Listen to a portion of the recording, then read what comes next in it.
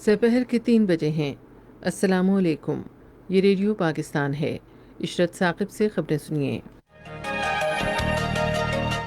وزیر خارجہ نے کہا ہے کہ چین پاکستان اقتصادی راہداری منصوبوں کی بروقت تکمیل حکومت کی اولین ترجیحات میں شامل ہے۔ وزیر اطلاعات نے کہا ہے کہ حکومت ملک میں آزاد اور ذمہ دار صحافت کے فروغ میں سہولت فراہم کرتی رہے گی۔ تشخیص، نشاندہی اور قرنطینہ کی حکمت عملی شروع کرنے کے بعد ملک میں کرونا وائرس کی تشخیص کی صلاحیت 2 گنا ہو گئی ہے۔ ملک بھر میں گزشتہ 24 گھنٹے میں کرونا وائرس سے 32 افراد جاں بحق ہوئے، جبکہ وائرس سے متاثرہ افراد کی مجموعی تعداد 48,091 ہو گئی ہے۔ پاکستان نے کنٹرول لائن کے چڑی کوٹ سیکٹر میں جنگ بندی معاہدے کی خلاف ورزیوں پر بھارت سے شدید احتجاج کیا ہے۔ امریکہ نے افغانستان میں تمام دھڑوں سے تشدد میں کمی کرنے کا مطالبہ کیا ہے۔ اور مشرقی بھارت کے ساحلی علاقوں اور بنگلہ دیش میں سمندری طوفان امفان سے کم از کم 20 افراد ہلاک ہو گئے ہیں اور تیز ہوائیں اور بارش جاری ہے۔ گھبرائیں نہیں، احتیاط کیجیے، کورونا وائرس سے بچاؤ ممکن ہے۔ سردی اور نزلہ زکام کے مریضوں سے دور رہا جائے۔ کھانستے اور چھینکتے وقت منہ اور ناک کو ٹیشو یا رومال سے ڈھانپا جائے۔ ہاتھوں کو بار بار اچھی صابن سے دھویا جائے۔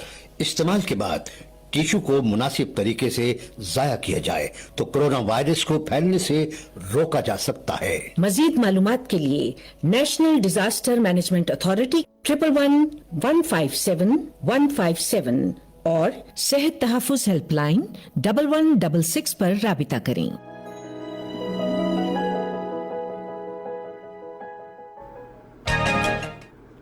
وزیر خارجہ شاہ محمود قریشی نے کہا ہے کہ چین پاکستان اقتصادی راہداری منصوبوں کی بروقت تکمیل حکومت کی اولین ترجیح ہے۔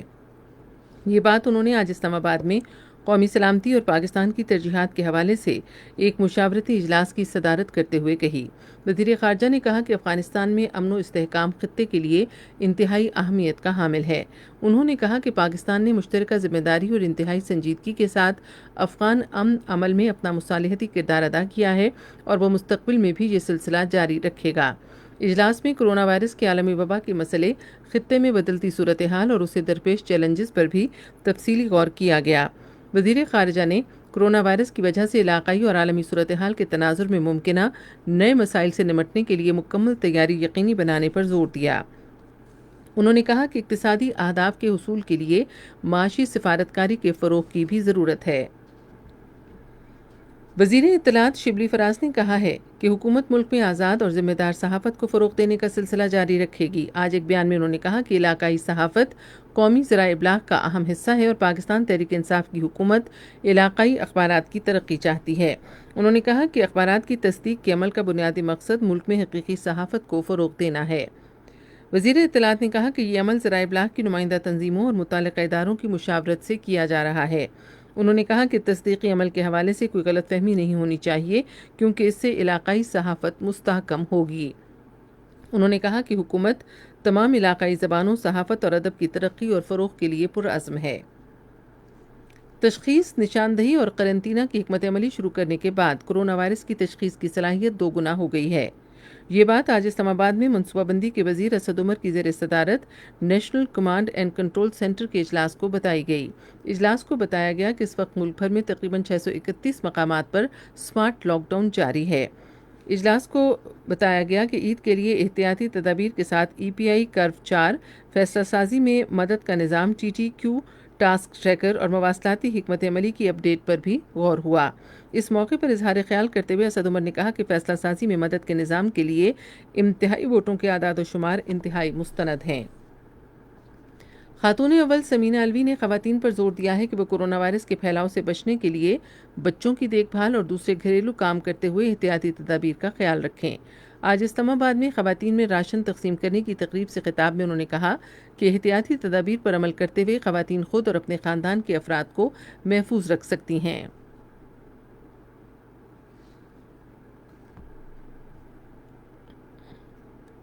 اپنی بہنوں سے یہ کہوں گی کہ آپ لوگ اس میں ایک بہت بڑا اہم کردار ادا کر سکتی ہیں کہ اپنے بچوں کو اپنے گھر میں سب کام ہم کریں گے مگر احتیاط کے ساتھ کریں گے. اس پہ ہمیں بہت اہمیت دینے کی ضرورت ہے کہ ہم دنیا کو چلائیں گے مگر احتیاط کریں گے, احتیاط اپنے لیے بھی اور دوسروں کے لیے بھی. یہ خبریں آپ ریڈیو پاکستان سے سن رہے ہیں. ملک میں گزشتہ 24 گھنٹے میں کرونا وائرس سے 39 افراد جاں بحق ہوئے ہیں اور متاثرہ افراد کی تعداد 48,091 ہو گئی ہے.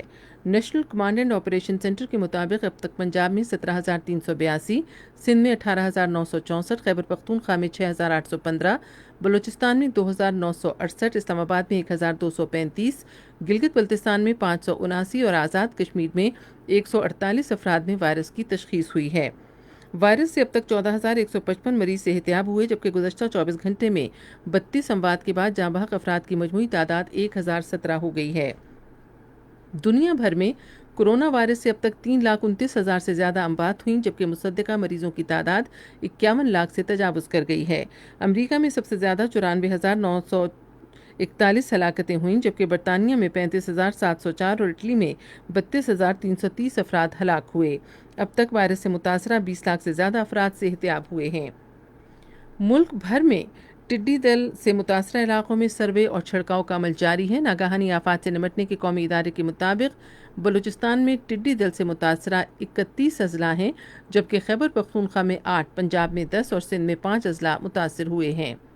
گزشتہ 24 گھنٹے میں 4,69,000 ہیکٹر علاقے کا سروے کیا گیا اور 6,400 ہیکٹر علاقے میں چھڑکاؤ کیا گیا. بھارت کے ایک اعلیٰ سفارتکار کو آج دفتر خارجہ طلب کر کے گزشتہ روز کنٹرول لائن کے چڑی کوٹ سیکٹر میں بھارتی قابض فوج کی جانب سے جنگ بندی کی خلاف ورزیوں پر شدید احتجاج کیا گیا. دفتر خارجہ کی ترجمان عائشہ فاروقی نے ایک بیان میں کہا کہ بھارتی قابض فوج کی بلا اشتعال اور اندھا دھند فائرنگ سے ایک شہری زخمی ہو گیا. ترجمان نے کہا کہ بھارتی قابض فوج کنٹرول لائن اور ورکنگ باؤنڈری کے ساتھ شہری آبادی کو مسلسل بھاری توپ خانے، موٹر گولوں اور خودکار ہتھیاروں سے نشانہ بنا رہی ہے. بھارتی قابض فوج کی جانب سے بے گناہ شہریوں کو نشانہ بنانے کے اقدام کی مذمت کرتے ہوئے انہوں نے کہا کہ ایسے غیر دانشمندانہ اقدامات 2003 کے جنگ بندی معاہدے کی واضح خلاف ورزی اور تمام انسانی اقدار اور پیشہ ورانہ فوجی طرز عمل کے منافی ہیں. انہوں نے کہا کہ عالمی قانون کی یہ کھلم کھلا خلاف ورزیاں کنٹرول لائن کے ساتھ کشیدگی کو طول دینے کی بھارتی کوششوں کی مظہر ہیں. انہوں نے کہا کنٹرول لائن اور ورکنگ باؤنڈری کے ساتھ تناؤ بڑھا کر بھارت مقبوضہ کشمیر میں انسانی حقوق کی بدترین صورتحال سے دنیا کی توجہ نہیں ہٹا سکتا. کشمیر کونسل یورپ کے چیئرمین علی رضا سید نے سری نگر میں بھارتی فوج کے ہاتھوں مجاہد کمانڈر جنید صحرائی اور ان کے ساتھی طارق احمد کے قتل کی مذمت کرتے ہوئے کہا کہ بھارتی حکام نے مقبوضہ کشمیر میں کرونا وائرس کی آڑ میں مسالے میں اضافہ کر دیا ہے. انہوں نے برسلز میں ایک بیان میں کہا کہ یہ بات انتہائی افسوسناک ہے کہ بھارتی قابض حکام شہداء کے جسد خاکی ان کے ورثاء کے حوالے کرنے سے انکاری ہیں، جیسا کہ انہوں نے شہید ممتاز کشمیری رہنماؤں محمد مقبول بٹ اور محمد افضل گرو کے جسد خاکی حوالے کرنے سے انکار کیا تھا. صدر ڈاکٹر عارف علوی نے بلوچستان کے سابق گورنر اور رکن صوبائی اسمبلی سید فضل آغا کے انتقال پر تعزیت کی ہے. آج ایک ٹویٹ میں انہوں نے مرحوم کے ایصال ثواب کے لیے دعا کی. افغانستان کے لیے امریکہ کے خصوصی نمائندے زلمے خلیلزاد نے تمام افغان دھڑوں سے تشدد میں کمی کا مطالبہ کیا ہے. ایک غیر ملکی خبر رساں ادارے کے مطابق کابل میں افغان صدر اشرف غنی اور ان کے سابق حریف عبداللہ کے درمیان ملاقات کے چند گھنٹے بعد امریکی نمائندے نے دوحہ میں طالبان کے رہنماؤں سے ملاقات کی. مشرقی بھارت اور بنگلہ دیش میں سمندری طوفان امفان سے کم از کم 20 افراد ہلاک ہو گئے ہیں اور ساحلی علاقوں میں تیز ہوائیں اور بارش جاری ہے. مقامی حکام کے مطابق گزشتہ ایک عشرے میں آنے والے سب سے طاقتور سمندری طوفان نے ساحلی دیہات صفحہ ہستی سے مٹا دیے ہیں.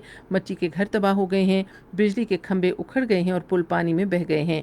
نقصانات کا تخمینہ کہیں زیادہ ہے کیونکہ مسلسل بارش کے باعث شدید متاثرہ علاقوں میں فوری طور پر رسائی ممکن نہیں ہے. اہم خبروں کا خلاصہ آخر میں ایک بار پھر سن لیجیے. وزیر خارجہ نے کہا ہے کہ چین پاکستان اقتصادی راہداری منصوبوں کی بروقت تکمیل حکومت کی اولین ترجیحات میں شامل ہے. تشخیص، نشاندہی اور قرنطینہ کی حکمت عملی شروع کرنے کے بعد ملک میں کرونا وائرس کی تشخیص کی صلاحیت 2 گنا ہو گئی ہے. پاکستان نے کنٹرول لائن کے چڑی کوٹ سیکٹر میں جنگ بندی معاہدے کی خلاف ورزیوں پر بھارت سے شدید احتجاج کیا ہے. خبریں ختم ہوئی. مزید خبروں اور تجزیوں کے لیے ہماری ویب سائٹ ہے radio.gov.pk اور آپ فیس بک کے link radio Pakistan news official پر براہ راست ویڈیو اسٹریمنگ بھی ملاحظہ کر سکتے ہیں.